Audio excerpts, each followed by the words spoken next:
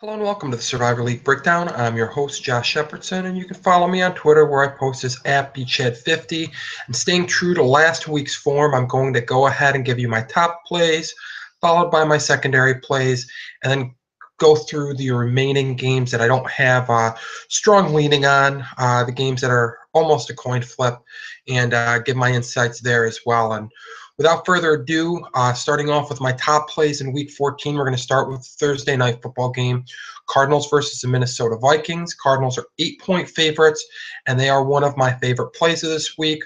Got about a half dozen of those, but Cardinals have been great at home. The offense is clicking on all cylinders, and while the Vikings may have a chip on their shoulder after getting flat out embarrassed at home by the Cardinals' division rival, the Seattle Seahawks, it's not going to matter this week. The Cardinals' offense is too talented. The defense is talented as well.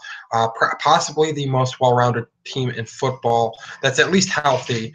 And save for the Chris Johnson and Andre Ellington injuries, which they have the backs to make up for that. David Johnson looked really good last week. Kerwin Williams has even been a decent runner at the NFL level. Kind of remarkable to think about the depth they're running back of the running backs there. Ran well last year, was on the practice squad this year, and comes right back in and looks pretty good as a change of pace back behind David Johnson. So plenty of talent there. The receivers are just loaded. There's going to be no answer for Minnesota. I think not only did the Cardinals win, but I think they win by double digits, so they'll cover that 8-point spread as well. Next up, we've got Seattle at Baltimore, and there is not a line out for this game yet. Not really sure what the delay is. The Matt Schaub was banged up, and Jimmy Clausen's getting some reps, but all indications are that Schaub should be a go. So really not sure what the delay is in getting this line out, but I would guess that the Seahawks will be more than a touchdown favorite, as they should be. And I think they not only beat Baltimore, but they cover that spread as well. They are on fire right now. Russell Wilson looks great. Matt Schaub looks like Matt Schaub, a pick-six throwing machine. Buck Allen has been really good in relief of Justin Forsett. In fact, you say he's been an upgrade to that backfield. Maybe not the running game, but his pass catcher has been very, very helpful. And just a really good player right now, but not the kind of guy you want to rely on against the Seahawks, who just took away Adrian Peterson. If you're relying on your running game against the Seahawks, it's going to be a long day. So I like the Hawks there a lot. Next up, we got the Carolina Panthers favored by 7.5 against their division rival Atlanta Falcons. Falcons opened up the season like gangbusters, winning a lot of close games, reeling off a bunch of wins in a row, and since then they have basically gone into a spiral, like a spiral down the toilet. Basically, they've been awful. They won't have an answer for Cam. Look for Carolina to extend their winning streak and remain unbeaten this year. And unlike last week where it turned into a shootout and they had to win a very close game against New Orleans, I think this isn't a close game. And again, I think they cover the spread. Another big winner that I expect to cover a big spread. Great running game. Cam's playing at a high level. Defense got carved up last week against New Orleans, but New Orleans has done that to a lot of really good defenses over the years when they're at home. Atlanta, Matt Ryan does not look good this year. Devontae Freeman's been good, and the Panthers do have some susceptibility against the run, even though they're not allowing a lot of yards per game. They can occasionally be beat there, and they can be beat by running backs in the passing game, but just not enough for Atlanta. And the Atlanta defense not good enough to shut down Cam this week. So I'll take Carolina winning and covering. Next up, we got another huge favorite, Kansas City hosting the San Diego Chargers, laying 10 points, and they just beat this team 33-3 a few weeks ago at San Diego. Kansas City's defense is forcing almost 3 turnovers per game during their winning streak, getting after the quarterback. Chargers are a one-dimensional offense that is not establishing anything on the ground, and they're a one-dimensional offense that relies on the pass without their number one receiver, Keenan Allen. Stevie Johnson got nicked up last week. Antonio Gates has been playing with a bum wheel a lot of the year. I mean, he's not sure if he's still feeling any effects of that knee injury at this point, but he is still a graybeard at the tight end position. So when you're relying on a veteran tight end that has as much experience and is on the downside of his career like Gates is, your passing offense is in trouble. And I think this is a laugher again. And again, I like laying the points here. I think Kansas City wins and wins big. Next up is Green Bay hosting Dallas. Green Bay's a 7.5-point favorite. Dallas won a surprising back-and-forth Monday Night Football game that really was ugly, but then there was a scoring outburst late in the game that did make it entertaining down the stretch. But they're led by Matt Castle. They're on the road. Darren McFadden has not looked like a very good running back of late. Came in and did really well when they started leaning on him early. Just a handful of weeks ago, and since then he's kind of reverted back to what we've seen from Darren McFadden in the NFL. Robert Turbin, not really a game changer behind him to really spice things up, and Des Bryant just not playing at a high level thanks to the quarterback that's under center for the Cowboys. So Green Bay, pretty easy pick here, and again, I think they cover. 7.5 points is a sizable spread for an offense that's struggled, but I think the defense can get in on the scoring fun this week with Matt Castle, just not an NFL caliber quarterback at this point in his career. Finally, for my top plays, Denver is laying 7.5 at home against Oakland. The defense is playing at a really high level. Running game has been mostly good with Brock Osweiler under center, and Osweiler's done a good job of managing games. Even kicked it up just a little bit more than that in the win over New England, but really doing what they need him to do, and that's not doing too much, and that's not turning the ball over like Peyton Manning was. And that's been a formula for success for Denver. I think they win this week. Not sure they cover the 7.5-point spread. Oakland did just get drubbed by Kansas City, but Denver's not putting a ton of points on the board. They've only scored more than 20 points once with Brock Osweiler under center. This one I think might be a little bit closer than expected, but Denver should win. And if you're just in a standard pick'em or in a standard survivor pool, just winning is good enough. My secondary plays include Chicago laying 3.5 to the visiting Washington Redskins. I like Chicago here. The Redskins have been really bad on the road. Chicago did blow a golden opportunity to beat the 49ers last week at their place. Lost an overtime game there. Blaine Gabbert played really well, but Kirk Cousins looked bad in his last home start, and he's been awful on the road this year. So I'll take the Bears in that one, even with news of Martellus Bennett going on IR. I think the running backs will be enough. Running backs plus Alshon Jeffrey will be enough to outscore Washington in this contest. Next up, I've actually got an underdog here. Detroit's getting a point at St. Louis, but that seems a little wonky to me.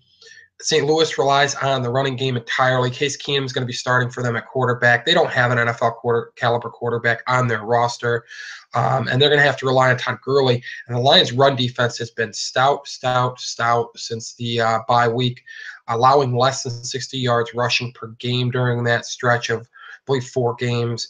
If they can keep Gurley in check, which most defenses have, even lesser defenses than the Lions have, by just loading the box and taking them away. St. Louis just doesn't have a quarterback capable of picking them apart or making them pay for that.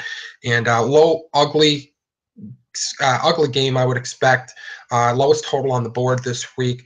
But I think Detroit wins this, and I have no problem picking that. Stafford, better quarterback here. I think they have enough in their running game. And like I said, the defense is playing at a high level. This seems like a really crazy line to me.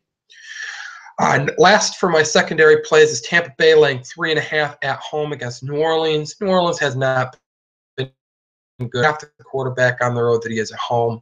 Maybe that's a little bit of hyperbole, but he's clearly not as good on the road as he is at home.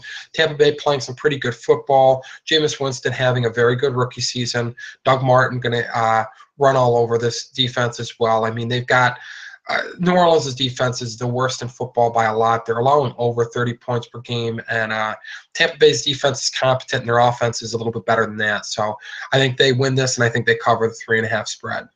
Moving on to the rest, we got a AFC North battle between Pittsburgh and Cincinnati, and I really like Cincinnati. They certainly have plenty of motivation, but Pittsburgh's offense is clicking on all cylinders right now. Big Ben is airing it out. I don't think they have an answer for that passing attack. I think this is a shootout where the last team that gets the football wins the game, which is fun. Will be a fun game to watch. But I just have more faith in Big Ben and those weapons at this point than Cincinnati and Andy Dalton and his weapons at this point. If Tyler Eifert were 100% healthy, I think it'd be a lot tougher call, but in this one, I'm going to take Pittsburgh getting 3 points on the road. Cincinnati's defense certainly is better, but I just don't think there's any defense right now in football that can shut down this Pittsburgh offense. They just look too good. They have balance. D'Angelo Williams has been awesome as a runner, but the receivers are just scary good. Martavis Bryant, Antonio Brown, even Marcus Wheaton's really looked coming on here lately. Caught a really nice touchdown pass where he and Big Ben were, it was a timing route, and Big Ben released the ball before Marcus Wheaton made his break. There was no, right by the pylon. I mean, it was just a thing of beauty if you caught that on the Sunday Night Football game this past week against the Colts. It was something special, and Pittsburgh's really humming right now. Next up, the Buffalo Bills travel to Philadelphia. They are laying a 1.5 on the road. Like odds makers, I think the Bills win this one. Both Philadelphia and Buffalo, they are just baffling teams. They'll show up for some games and lose others. I mean, Buffalo really hasn't gotten trounced in any contest this year, but they have some head scratchers on their resume. And Philadelphia, I mean, it's been a Jekyll and Hyde season for them. When they're looking good, they're looking really good. But they held on, win a surprising game at Foxborough last week. But I think this has letdown game written all over it. I mean, God, you know that it's bad in Philadelphia when, even after a win that they should be super hyped about, now that they continue to have a chance in the NFC East, the news isn't about the win. It's about DeMarco Murray going to the owner of the Philadelphia Eagles and complaining about his playing time. So I think that pretty much tells you what you need to know about Philadelphia and the Eagles. Next up, we got San Francisco traveling to Cleveland. They are 2-point underdogs, but I like San Francisco here. I think they have more talent than Cleveland. Cleveland is in just complete disarray. Mike Pettin reluctantly inserting Johnny Manziel as his quarterback. I mean, that just has dysfunction written all over it. And it really comes down to a talent thing here. I don't have a strong opinion about whether Blaine Gabbert or Manziel are the better quarterback in this one. I don't think there's a clear advantage, but I think even with the Niners nicked up, they have more talent than Cleveland. I think talent prevails here. Next up, the biggest favorite in this toss-up group of games, the New York Jets are laying 7.5 at home against Tennessee, and you'd think Todd Bowles, really good defensive coach, gets a rookie quarterback at his place. This would be a really easy pick, but Marcus Mariota has looked awesome. He shredded the Jaguars. Now, granted, the Jaguars are a bad defense, but Mariota's looked really good all year. He has some weapons. Dorial Green-Beckham looked awesome last week. Delanie Walker's very good. Ultimately, the Jets are one of the better teams defending tight ends, and I think that ends up being a big difference here as Delanie Walker is the top pass-catching option for Marcus Mariota. If he doesn't have that level of comfort that he's accustomed to by getting the ball to Delanie Walker, I think that's going to make life a little bit more difficult this week. I think the Jets win, but I don't think it's a wide margin of victory. I certainly don't think they cover the 7.5-point spread. Mariota's looked really good and kept this team in games this year, even when they're the ones that they haven't won. But ultimately, I think the Jets prevail at home. Next up, New England travels to Houston, and they're just 3-point favorites. And, I mean, everybody saw last week's game. They lost a game where they were double-digit favorites at home. Houston, conversely, lost at Buffalo. So, two teams looking to right the ship or win a game. I mean, New England's lost 2 in a row. Haven't done that in quite a while. Houston coming off of a hot stretch, lost in Buffalo. Get to host New England this week. And I'll take New England, even though they look terrible. I mean, offensively, they look not like themselves with all their key weapons hurt, some key drops, miscommunication between Brady and his receivers. But ultimately, they lost that game because of their special teams. And I can't imagine that they have another terrible special teams game. You know, Belichick's riding them pretty hard this week. So they tighten up their special teams this week. I do think it is a close contest. I think J.J. Watt's in that backfield disrupting things quite a bit over the weekend. But ultimately, I'll take Tom Brady over his previous understudy, his protege, Brian Hoyer. And I think New England wins this one. Next up, New York Giants travel to Miami. This is a Monday Night Football game. The Giants are 1.5-point favorites, and they're still in it. They still have something to play for. Miami, I mean, Ryan Tannehill was on NFL Network, and they asked him, do you think you can get to the playoffs with a 9-7 record? And he gave the usual run-of-the-mill, you play and you just try to win every game, yada, yada, yada. But the reality is New York has a much more clear path to the playoffs. I think they come in a little bit more motivated. Eli Manning, considerably better quarterback than Ryan Tannehill, even with his head-scratching decisions. And me being someone who will admit that I'm not as big on Eli Manning as some others are, but he makes some big plays. He's got Odell Beckham Jr., and they have no answer for OBJ. So I think that ultimately ends up the difference. Hopefully the Giants have a little bit bigger lead to work with in the fourth quarter for their fans' sake, for their own sake, because they've been just nightmarish giving away leads in the fourth. But I do think they end up taking this one on the road against Miami. Finally, Jacksonville getting 1.5 at home against Indianapolis. Indianapolis just got blown out by Pittsburgh. Jacksonville doesn't have the defense that Pittsburgh does. And, I mean, they don't really have the offense that Pittsburgh does either because Blake Bortles certainly isn't Ben Roethlisberger, but we saw how badly the Colts struggled to defend the receivers of the Pittsburgh Steelers. The receivers for the Jaguars, they're not Antonio Brown, Martavis Bryant, and Marcus Wheaton, but they're not a far cry behind. Allen Robinson's been awesome this year. Allen Hurns is back as he's passed through the NFL's concussion protocol, and Julius Thomas offers them another threat as tight end. TJ Yeldon's been pretty good this year. Ultimately, I think this ends up being something of another shootout like it was last week for Jacksonville, but I think they come out on the right side this week. Don't think Matt Hasselbeck or Clipboard Jesus, if he's forced into action, are as good as Marcus Mariota. So ultimately, I think Bortles is the best quarterback in this one, and I think the Jacksonville offense is the better offense here. So I'm going to go with the Jacksonville Jaguars, and I think they win this game. And that's going to wrap things up for this week's Survivor League Breakdown. Thank you for checking out the podcast. Check out fantasyfootballcafe.com for our articles, podcasts, and our active fantasy football forum, and get some information that can help you win your leagues. Until next week, good luck.